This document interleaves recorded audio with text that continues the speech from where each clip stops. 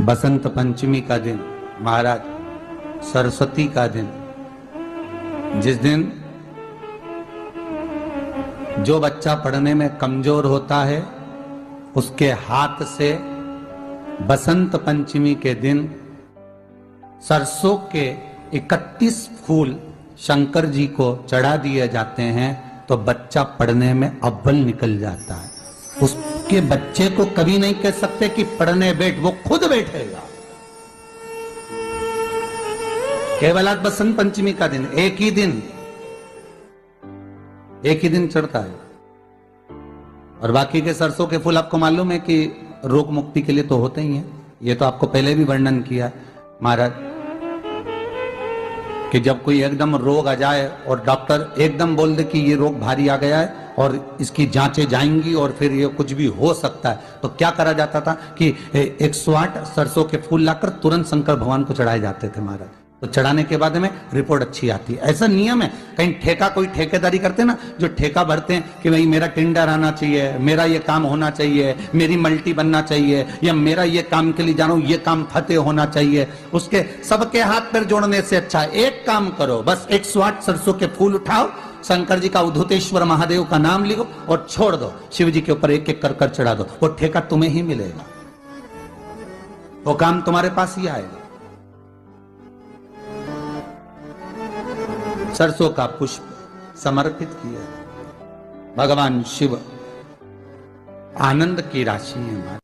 अब सरस्वती सुबह ब्रह्म मुहूर्त में निकल, और सरस्वती जब ब्रह्म मुहूर्त में निकलती है, वेद और माला लेकर स्मरण करती है महाराज। भ्रमण करती करती शारदा सरस्वती जब निकली,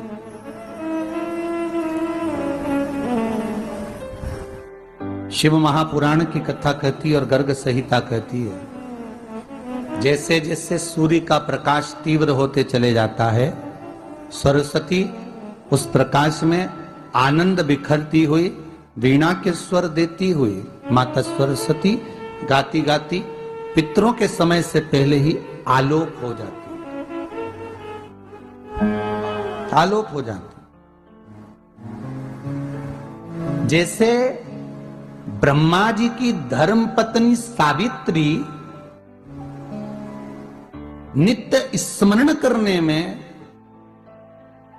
भगवान की सेवा में तत्पर रहने वाली है, और ब्रह्मदेव सृष्टि की रचना करते समय ज्ञात करते हैं कि सावित्री मेरे साथ होने के बाद भी ये सृष्टि की रचना नहीं होती, तब ब्रह्मदेव सरस्वती को प्रकट कर। नाम शारदा है।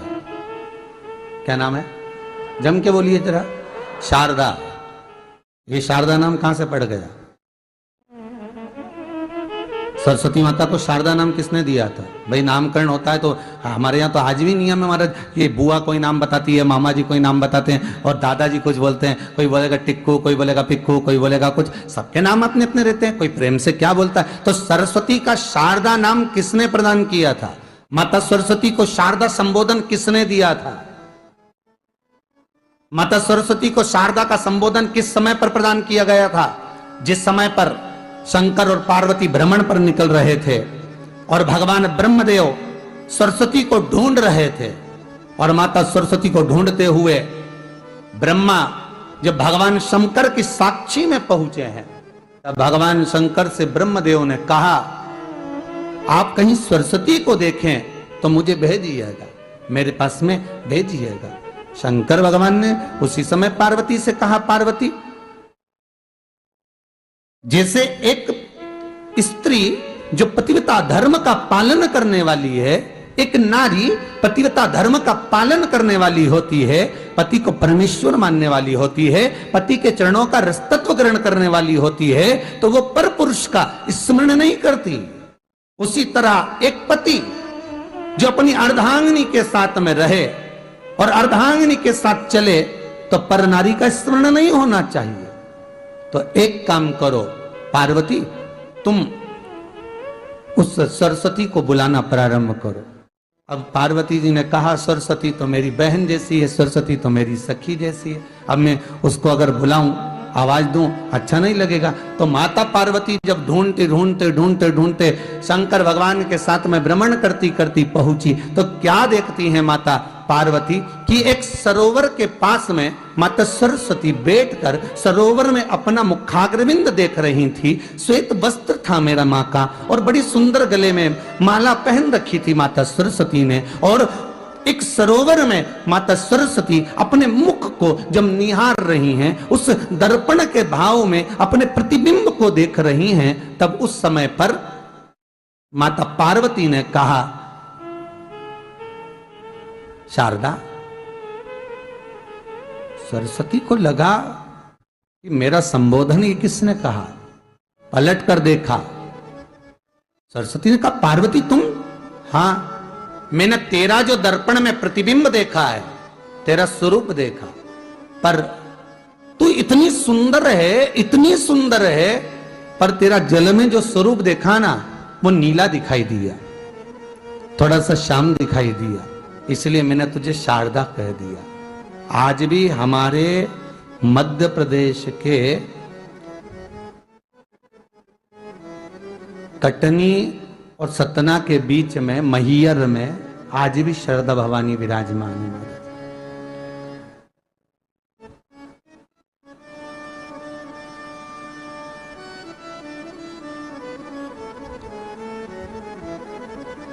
धार जिले में जाएंगे तो बाग क्षेत्र में मां बागेश्वरी, मां शारदा आज भी विराजमान। कहा, सरस्वती जी पूछी, पार्वती तुमने मेरे को शारदा क्यों कहा? क्योंकि तेरा जो प्रतिबिंब था वो श्याम नजर आ रहा था मुझे।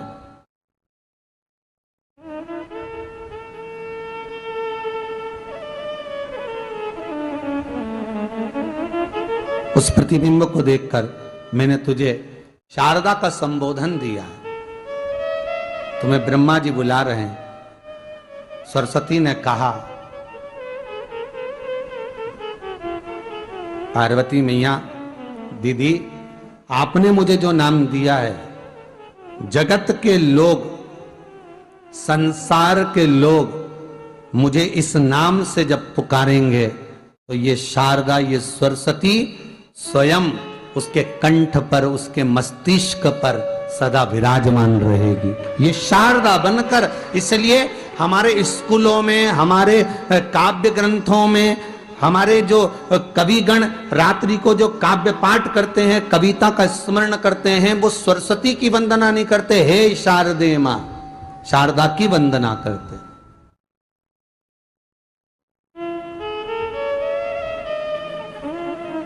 कभी आपसे कोई पूछ ले कि शारदा नाम पार्वती सरस्वती का कब पड़ा, तो आप बता सकते हैं कि ये माता शारदा नाम कोई सहज नहीं है। माँ ढूंढने के लिए जब निकली ब्रह्मदेव के कहने पर भगवान शिव के साथ भ्रमण करती, नाम का उच्चारण कोई सहज नहीं होता। कोई देखता होगा, दादाजी ने अगर किसी का नाम कुछ रखा है तो कुछ सोच के रखा होगा, पिताजी ने अगर कुछ रखा है तो उसके मन में कुछ आया होगा तो रखा होगा, मम्मी ने अगर कोई नाम रखा है तो उसने कोई विचार कर कर रखा होगा। कोई नाम अगर किसी का रखा जाता है तो उसके अनुकूल रखा जाता है कि हो सकता है कि वो नाम की क्या उसके मन में चल रहा होगा।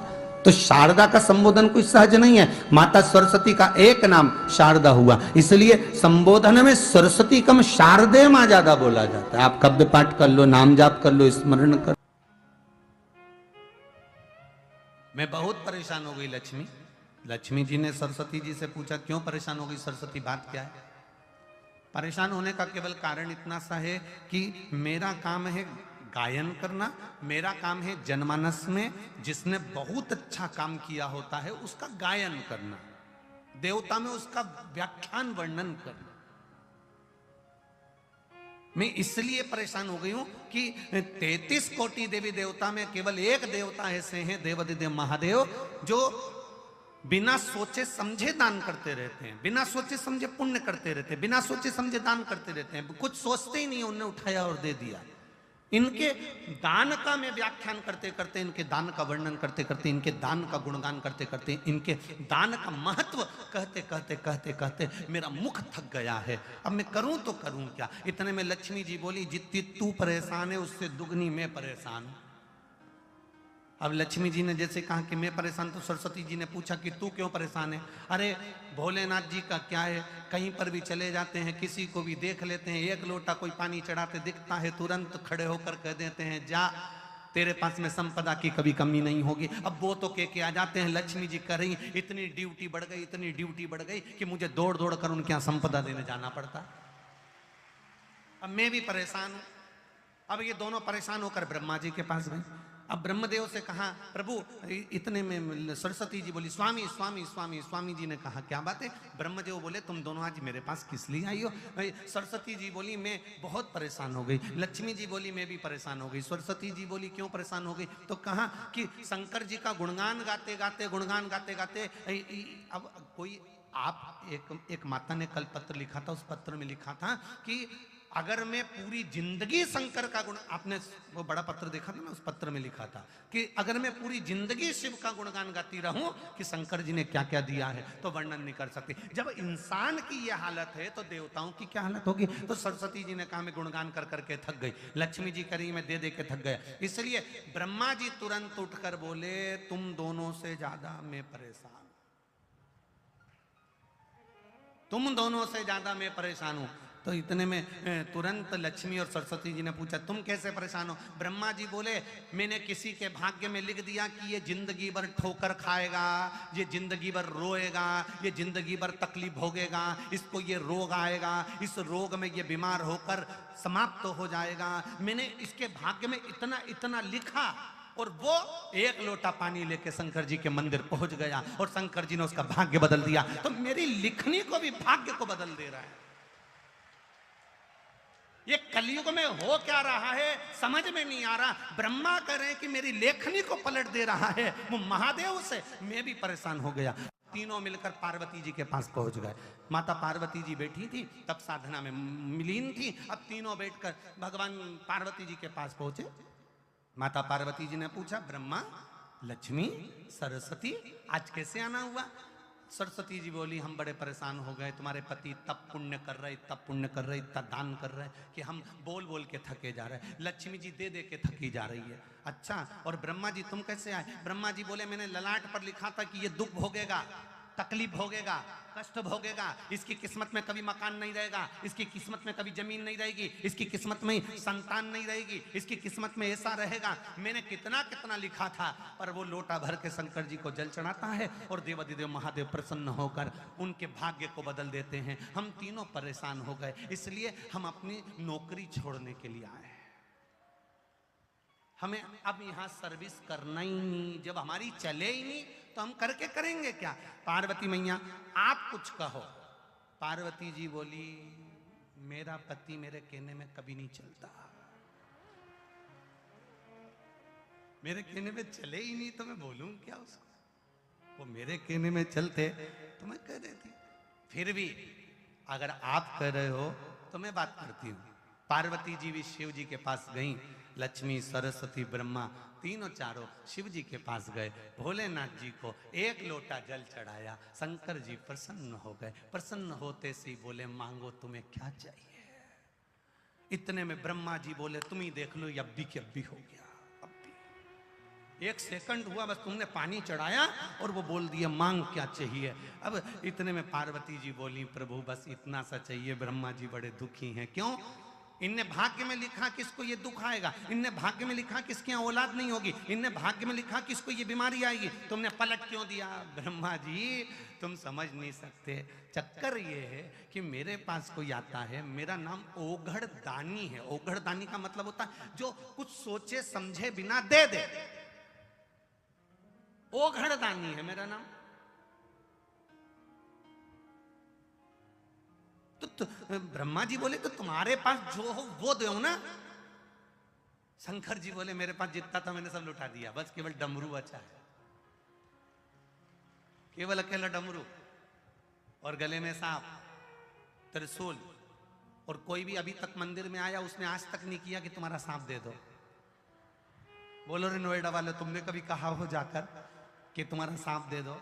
या तुमने कहा हो तुम्हारा डमरू दे दो या त्रिशूल, ना ना ना, आज तक कोई मंदिर में आके बोला ही नहीं कि तुम ये दे दो।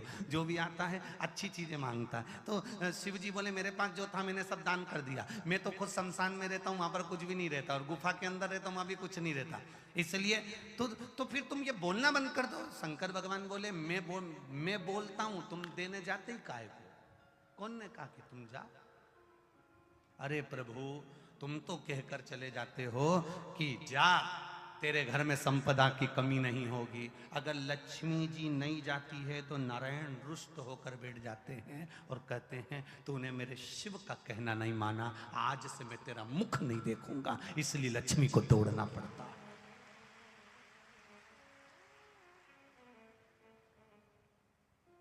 देवता भाग्य बना सकते हैं, देवता तुम्हारा भाग्य लिख सकते हैं, देवता भाग्य का लिखा तुम्हारे सम्मुख में ला सकते हैं। केवल भाग्य को बदल सकता है तो वो देवाधिदेव महादेव बदल सकता है। जो रावण को लंका दे सकता है, बाणासुर को हस्त दे सकता है, भस्मासुर को भस्म करने का आशीर्वाद दे सकता है, एक चोर को कुबेर बना सकता है, वो कोई साधारण नहीं हो सकता है। एक चोटे को जो चोरी करने शंकर के मंदिर गया है उसको कुबेर बना दिया।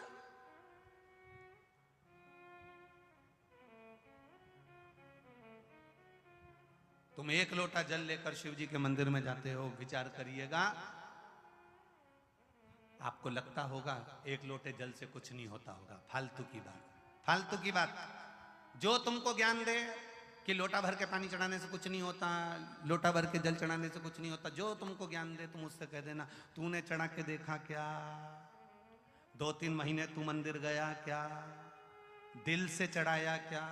अगर तू मंदिर तक नहीं गया तो हमको ज्ञान देने वाला भी तू नहीं है। हमारी मर्जी, मैं चाहे जो करूं मेरी मर्जी। मैं चाहे मंदिर जाऊं, मैं चाहे झाड़ू लगाऊं, मैं चाहे जल चढ़ाऊं, मैं चाहे पत्ती चढ़ाऊं, मेरी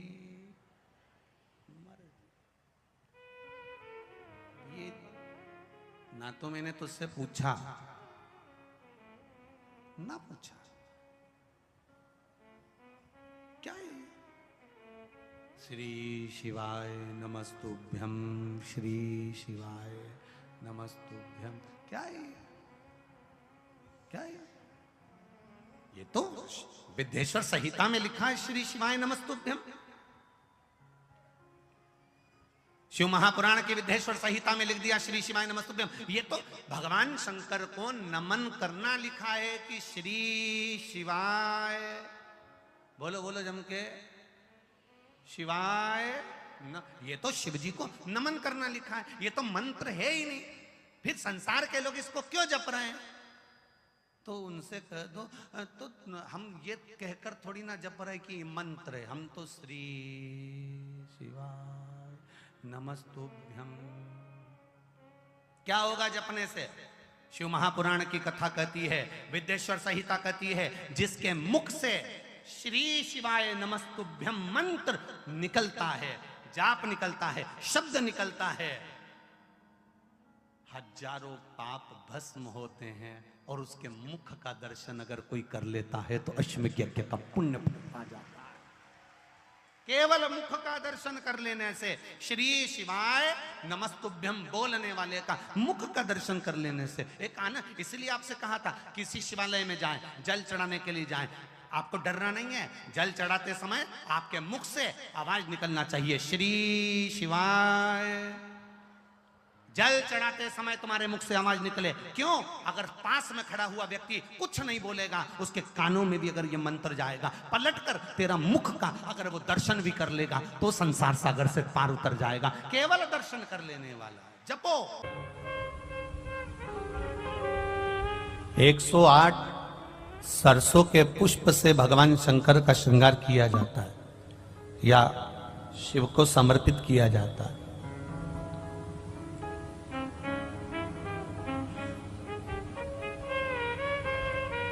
अगर डॉक्टर बोल भी देता है कि ऐसा लग रहा है कि कोई बड़ी बीमारी आने वाली है, शरीर में कोई ऐसा रोग आने वाला है कि ये बहुत बड़ा रहेगा, हम उनको हमेशा कहते आए हैं कि प्रयास करना कि बसंत पंचमी के दिन सरसों के फूल 108 शंकर भगवान को चढ़ जाए, उसके बाद जांच करवाना प्रारंभ करो, बड़ी बीमारी नहीं आएगी, बाबा उसको टाल ही देगा। उसका नाम महामृत्युंजय है,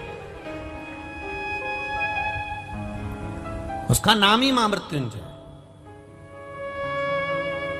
और हमने पहले भी बैतूल की कथा में कहा था कि सरसों का जो पुष्प होता है, कोई आप कार्य करने के लिए जा रहे हो, कोई ठेकेदारी करने के लिए जा रहे हो, उसमें भी सरसों का पुष्प देवाधिदेव महादेव के लिए बहुत प्रबल होता है, बहुत प्रबल।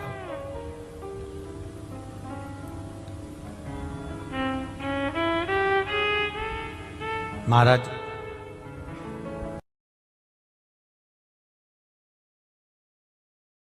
उठा ले उठा ले उठा लो, तो भगवान बोले कोई झाड़ू है जो उठा ले,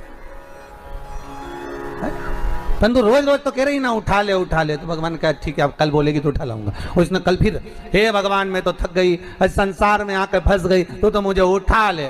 भगवान सामने प्रकट हो गए, अम्मा चल मैं तुझे उठाने आया। अम्मा बोली मैं मेरी थोड़ी ना कह, लकड़ी का गट्ठा उठा ले, ये लकड़ी का गट्ठा उठा, मैं मेरी थोड़ी ना कह रही। अम्मा बोले तो मेरे पीछे पड़ गया, मुझे उठाने आ गया, फालतू हूं मैं।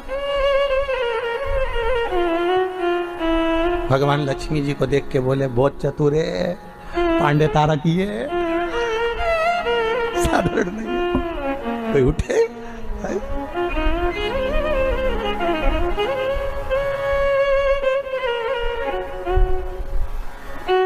एक बात तो है, पांडे तारा में आनंद तो है, कुछ भी हो, उत्तर प्रदेश की ये दरा आनंदमय तो है महाराजो, आनंद। अब भगवान ने ब्रह्मा से कहा कि तुम बोलो, क्या तुम्हें सिर मिला? हाँ, आकाशवाणी हो गई, ब्रह्मा झूठ बोल रहे, ब्रह्मदेव असत्य बोल रहे, असत्य बोल रहे। हाँ, ब्रह्मा जी बोले आकाशवाणी झूठी है, ना मानो तो पूछ लो ये केतकी के पुष्प से। केतकी के पुष्प को भगवान ने लिया और पूछा क्यों केतकी के पुष्प? क्या ब्रह्मा जी को सिर मिला? क्या ब्रह्मा जी को मस्तक मिला? केतकी का पुष्प ब्रह्मा को मस्तक मिला जानकर केतकी का पुष्प बोला, हाँ ब्रह्मा को शीश मिला, ब्रह्मा को सिर प्राप्त हुआ है, ब्रह्मा को मस्तक मिल गया। हाँ, भगवान आकाशवाणी कर कर बोले ये ब्रह्मा जिस केतकी के पुष्प को लेकर आया है वो झूठ बोल रहा है। हे केतकी के पुष्प, भगवान शंकर कहते हैं केतकी के पुष्प में तुझे श्राप देता हूं, सारे देवताओं पर तू चढ़ेगा पर शंकर पर कभी नहीं चढ़ेगा, और अगर कोई भूल से भी केतकी का पुष्प शंकर को चढ़ा देगा तो 1000 गौ हत्या के बराबर उसको दोष लग जाएगा। इसलिए केतकी का फूल सारे देवताओं पर चढ़ता है पर भगवान शिव पर नहीं चढ़ता, शंकर पर नहीं चढ़ता।